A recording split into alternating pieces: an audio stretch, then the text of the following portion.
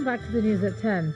The Lagos State Governor, Mr. Akinwumi Ambode, has attributed the state's economic growth to peaceful intertribal coexistence and religious harmony among residents.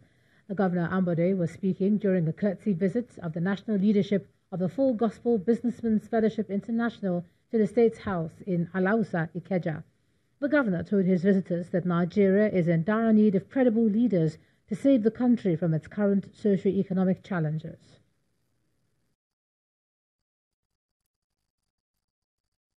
The economy of Lagos cannot be that productive to improve the GDP if there are not people with good consciences. And this is what you stand for.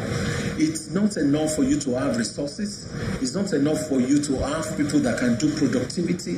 But again, there are people who have to be drivers to arrive at the GDP or the kind of nation that we want. We recognize the fact that Lagos is a cosmopolitan state, but irrespective of that, you allow a whole lot of freedom of space, because that's the thing that actually drives productivity. All we do as a government is just to ensure that we create an enabling environment for people to practice their religion without interference, and at the same time create that enabling environment for them to be able to do their businesses. So when we combine good businesses and good religious conscience, obviously the nation will grow. In the last 20 years, Lagos has been on a positive trajectory. The Ogun State Governor, Ibikunle Amosun, has given market men and women in the state the assurance of a conducive environment in the Ogera International Market. He gave the assurance today during his inspection tour of the market in company of his cabinet members. Governor Amosun is also asking more investors to partner with the state city centre, which is nearing completion. Commercial activities in Ogun State have taken a new turn, with physical infrastructure being put in place by the current administration. Here in Ogere International Market, traders from the defunct Kara Market near Lagos have been provided a more hygienic environment. Just by the Shagamu interchange, available here are a state-of-the-art abattoir, cattle market, and produce farm under construction, and Governor Ibikunle Amosun is here to inspect the facility in company of his cabinet members. Kara, just when you are leaving Lagos and you are entering Ogun State, we want to change that entire landscape there. And that is why we are building this. We are even rushing to make sure that this is completed in good time. And you could see we are ready. They are even ready to move now. They challenge us that they are ready to move from Kara to this place. All the produce coming from the north is coming here. Even those coming from the east, everybody will meet here. Traders are grateful to the state government for this facility. Ogun State provide this place for us, and you come and start trading here. After opening the market, people of my 12 going back to that my 12 because this place is open. That's not all. Governor Amosun with his team and other top civil servants also take a tour of series of ongoing projects. The team stops over at the State Judicial Complex at Kobakpe, Abeokuta. Governor Amosun also inspects works at the 250-bed capacity Ogun State Hospital, Abeokuta. There is a stopover at the new state-of-the-art digital studio and newsroom project site of the Ogun State Television, OGTV. Finally, with his entourage, the governor visited the Abeokuta City Centre, site of the multi-purpose amphitheatre and other high-capacity investment. They are happy with what is happening in Ota. And of course, they've come together now to have what we have here. But some of the things that we reckon will help this place is to now talk to our friends, those that believe in us, to come and partner us here. Investors who look to the state for partnership can only hope to find in the Gateway State an investment destination of choice. As the present administration in Osun State prepares to wind down, the government has been counting its successes, especially in the area of youth employment. The Governor, Rauf Aregbesola, says the employment scheme has impacted on the state's microeconomy, with the state's gross domestic product rising as the 7th largest in the country. Governor Regweshala was speaking at the graduation of fashion students empowered by the state government at the Terra Culture here in Lagos. The youths were trained for 6 months in fashion design and new trends in fashion industry.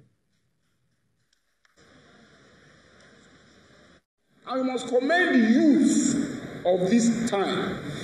Yes, there could be challenges with a number of them, but the few of them who are determined and serious make things happen. What we have here today, not just the Jile project itself, this presentation is a celebration of determination, commitment, and sense of vision of the Nigerian youth. But we must not fail to say this. They put this together. Not one idea from me was involved in what we are seeing here today. Is the result of the depth, organization, ability, and capacity of the Nigerian youth.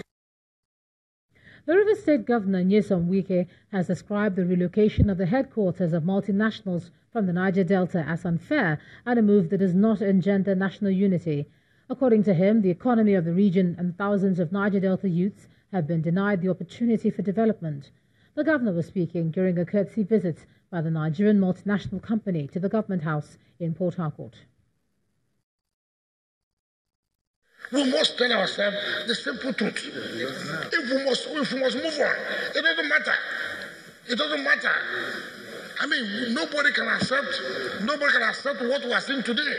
That's why there's problem in Niger Delta. We continue to say Nigerians do not want people of Niger Delta to be part of this country. I don't care what anybody want to say, but the truth of the matter is that, are you saying that everybody that's competent has to be for one side? That's the only competent people. We can't continue this way. We can't continue in this country this way. Look at Shell. Look at what is happening in Shell. Look at what is happening in Shell. All the oil companies. Here they produce oil, but headquarters are not here. Headquarters are in Lagos or Abuja. We can't continue to work this way. We can't. When science, technology and innovation are employed in agriculture, it can greatly reduce menial labor as well as increase yield. The Nigerian incentive-based risk-sharing system for agriculture lending, NISRAL, has started on that quest with the formal launch of a unique farming model called FarmSmart at the Obafemi Awolowo University, Ile-Ife. The FarmSmart is a rule-based and market-led system of primary production agriculture designed by NISRAL for smallholder farmers. In spite of the advantages of farming as a means of livelihood and boosting the economy, many Nigerians have reservations because they feel it's difficult. The Nigerian incentive-based risk-sharing system for agricultural lending, NIRSAL, believes that all that is about to change with FarmSmart, an acronym for Farm Aggregation Model for Smallholder Agriculture based on technology. To unveil the project, the Managing Director and Chief Executive Officer of NIRSAL and the Vice Chancellor of the Obafemi Awolowo University, Ile-Ife, lead a team to the Onis Palace to inform him of the model. FarmSmart is finally unveiled at the OAU farm in Ile-Ife. The pilot project is with maize, and this system is purported to multiply the farmers' efforts by as much as 5. You have a good platform to become a millionaire within 120 days. It's not too long for you to wait for. And this is just one product out of many. Back at the conference hall in the university, it is soon clear why stakeholders in FarmSmart are eagerly engaging this model. We note that this is just a pilot study and that the pilot study has gone beyond, expectation. You are the successor of our generation. That is what? That is numerate. You can calculate. That is literate. You can write, and you are digitally enabled. In fact, nowadays, you do most farming on a tablet because that's what is called Farm Management Information System. The Managing Director and Technical Field Scientists explain why they are convinced the system will work. We are able to eliminate weeding completely. Again, we provided a complete pest control. And even while they are doing that, they're actually going to run that as an enterprise. FarmSmart has been tested on 25 acres of land in OAU, with the university also providing 1,000 acres to complement the project. The model is expected to be replicated in all other higher institutions across the country. Let's take a look at business news now. Here's Kayode Okikiolu.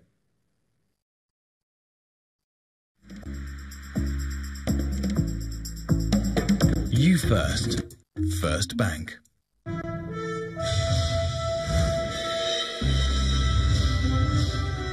Many thanks, Ijoma, and you're welcome to Business News. US-based industrial giant General Electric says it's given up a Nigerian railway concession in line with its strategy to exit the transportation business. Reports by Bloomberg suggest that the agreements reached with the federal government are now being negotiated by Transnet SOC Limited and its consortium partners, including Sinohydro of China and APM Terminals. The multinational conglomerate says it will now focus on infrastructure development in Nigeria in areas such as healthcare and power. General Electric won a contract last year to manage Nigeria's narrow-gauge rail network and signed an agreement in April to proceed with the interim phase of narrow-gauge concession, which is expected to grow freight haulage capacity in the country by tenfold to 500,000 metric tons annually. And oil rose on Wednesday, recouping some of the previous session slide on the growing prospect of OPEC and allied producers cutting output at a meeting next month to prop up the market. The rally comes amid reports that the Organization of Petroleum Exporting Countries and its partners are discussing a proposal to cut output by up to 1.4 million barrels per day. And this is a larger figure than officials have mentioned previously. International benchmark Brent crude oil futures rose 2.8% to $66.51 per barrel at 7:10 p.m. local time, while US WTI crude oil futures jumped 2.2% to $56.49 per barrel. Crude oil has lost over a quarter of its value since early October in what has become one of the biggest declines since a price collapse in 2014. Let's head over to the Nigeria Stock Exchange, where midweek trading at the NSE knocked off the entire marginal gain earlier recorded on Tuesday's session by over 16 billion naira. As the bears regain dominance, let's now join Chimezi Obiwagu for an overview of today's activities.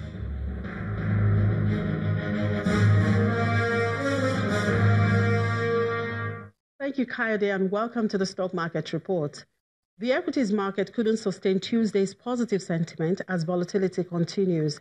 The index started all good with Dangote Cement on the gainers table. However, the narrative changed shortly before market closed, when Dangote Cement dropped to close unchanged from yesterday. Because of the losses by Eternal Oil, flour mills, and some of the banking names like Zenith, the all-share index ended in the red zone, down 0.14%. Among the 5 major sectors were tracked. The oil and gas and the banking sectors were down.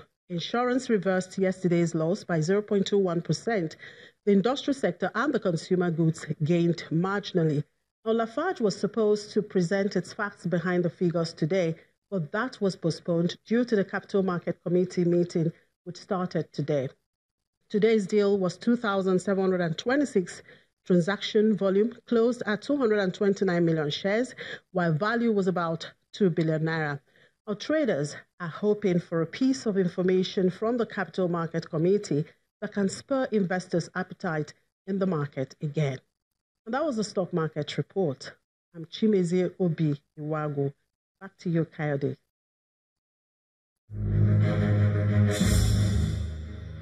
Thank you, Chimezi. Well, major global market indexes closed Wednesday's trading session with mostly negative sentiments on concerns over weak oil prices, significant drop in the shares of Apple, and direction over Brexit deal. Here are some of the snapshots of closing figures for today.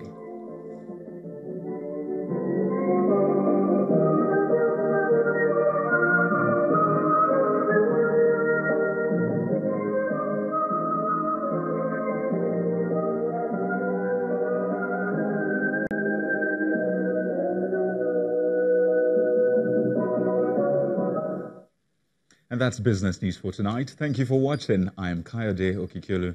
It's now back to you, Ejioma.